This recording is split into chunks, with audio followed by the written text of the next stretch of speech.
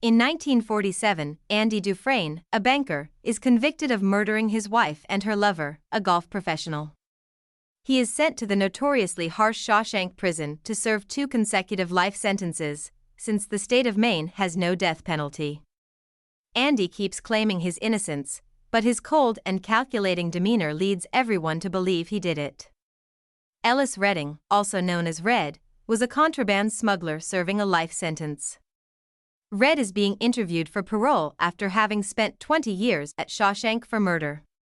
Despite his best efforts and behavior, Red's parole is rejected, which doesn't faze him all that much. An alarm goes off alerting all prisoners of new arrivals.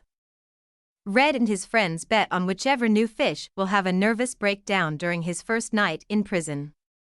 Red places a huge bet on Andy.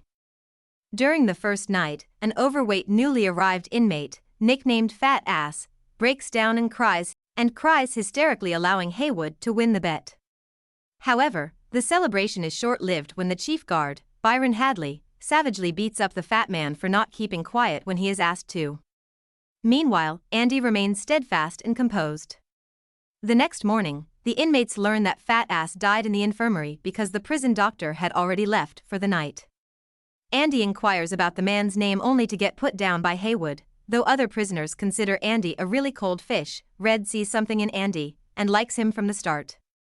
Andy approaches Red to smuggle a pick for him, an instrument he claims is necessary for his hobby of rock collecting and sculpting. Red believes that Andy intends to use the pick for his escape. But then Red sees how small the pick is. Andy is beaten and sexually assaulted on a regular basis by other stronger inmates led by Boggs Diamond. During the first 2 years of his incarceration, Andy spends most of his time working in the prison laundry or fighting off Boggs. In 1949, when a work detail for tarring the roof of one of the prison's buildings is announced, Red pulls some strings to get Andy and a few of their mutual friends assigned to the job, giving everyone a break from the usual routine and a chance to enjoy the fine weather. Andy overhears the captain of the guards, Byron Hadley, complaining about being taxed on an inheritance and offers to help him shelter the money legally. Andy informs Hadley of how he can shelter his money from the IRS by turning it into a one-time gift for his wife. He then offers to assist Hadley in filling out the paperwork in exchange for some cold beers for his fellow inmates while on the tarring job. Hadley first threatens to throw Andy off the roof, but eventually agrees and do provide the working inmates with cold beers before the job is finished. Red remarks that Andy may have engineered the privilege to build favor with the prison guards as much as with his fellow inmates, but he also thinks Andy did it simply to feel normal again. Andy then helps jailer Hadley save taxes. While watching a movie, Andy approaches Red with another unusual demand and asks for a large poster of the actress Rita Hayworth. Red is surprised by the demand but agrees to place the order. As he exits the theater, Andy once more encounters his tormentors. Although he is able to talk his way out of being sexually assaulted, he is brutally beaten within an inch of his life, putting him in the infirmary for a month. Boggs spends a week in solitary for the beating.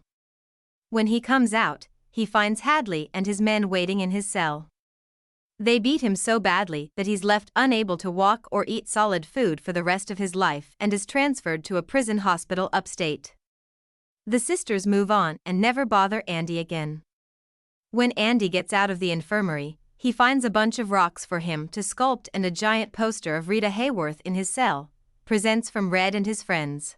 Warden Samuel Norton hears about how Andy helped Hadley and uses a surprise cell inspection to size Andy up. He finds Andy reading his copy of the Holy Bible and they talk about their favorite verses while the guards are turning the cell upside down looking for illegal possessions. Satisfied with their encounter, the warden leaves and almost forget to give Andy his Bible back.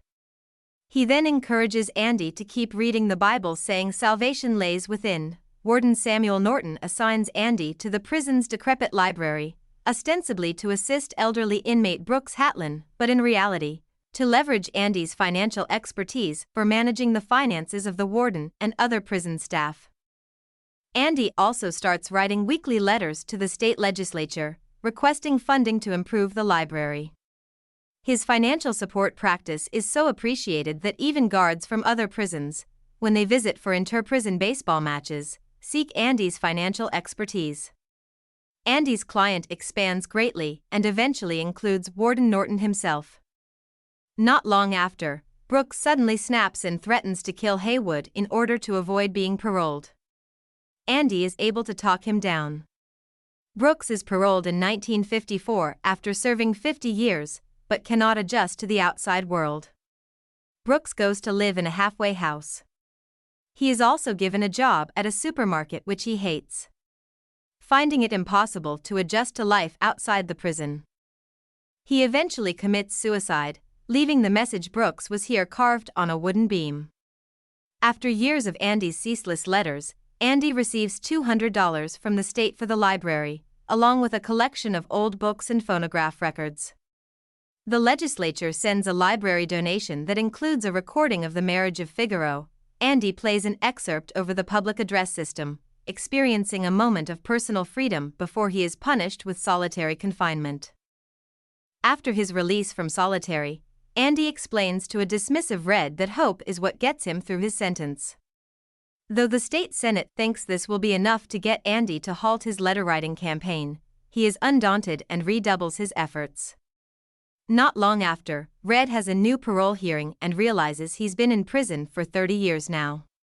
He uses the exact same words he used 10 years earlier, only with no enthusiasm at all.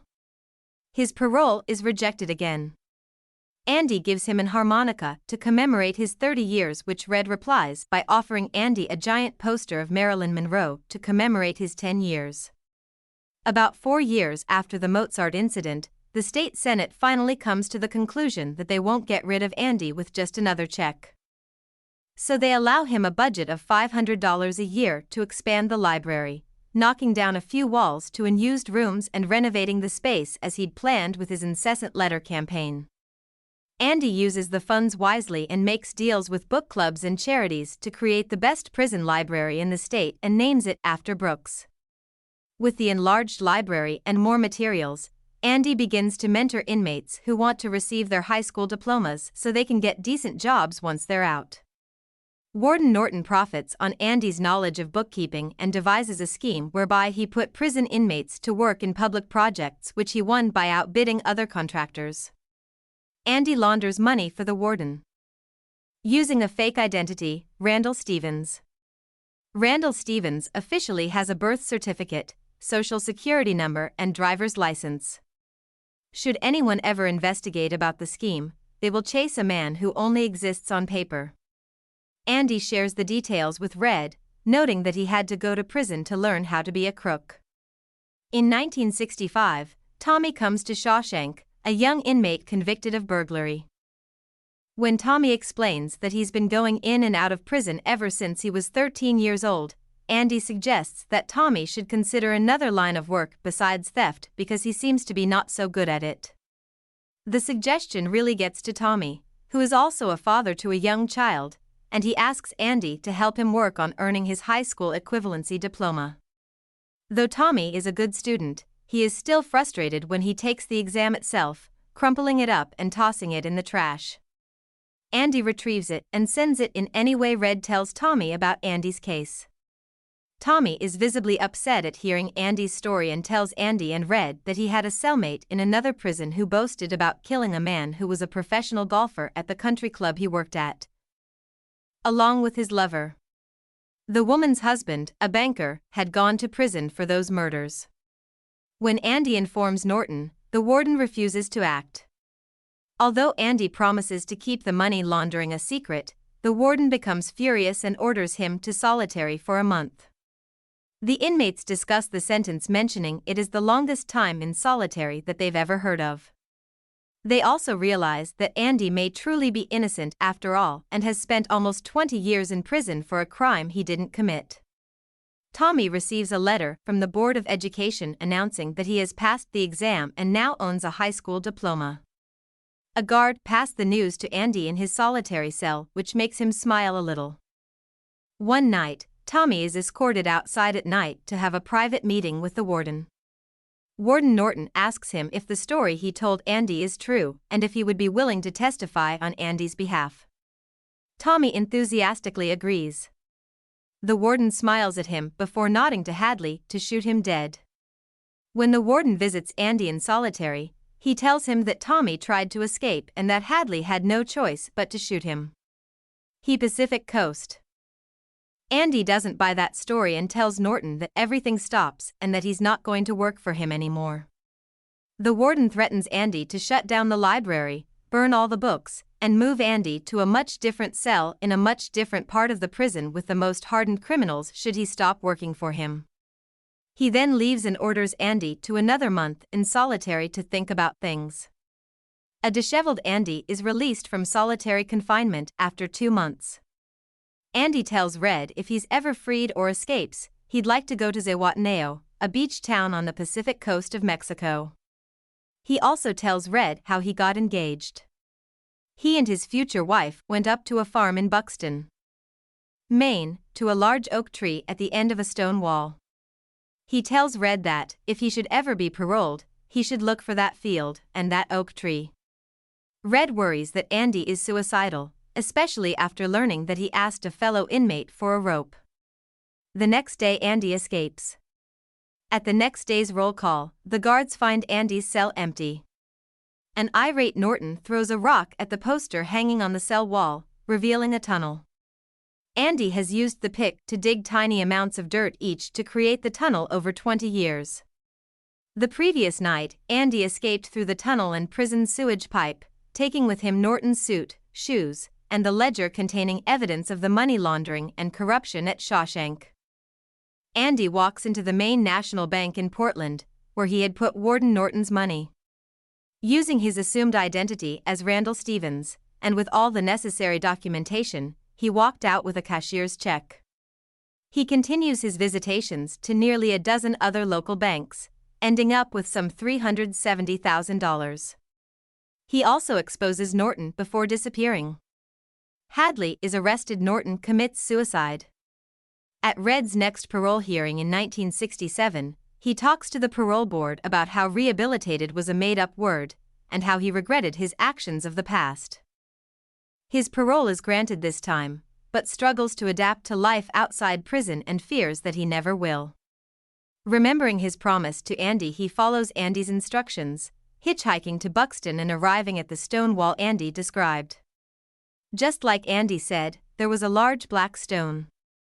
Under it was a small box containing a large sum of cash and instructions to find him. He said he needed somebody who could get things for a project of his.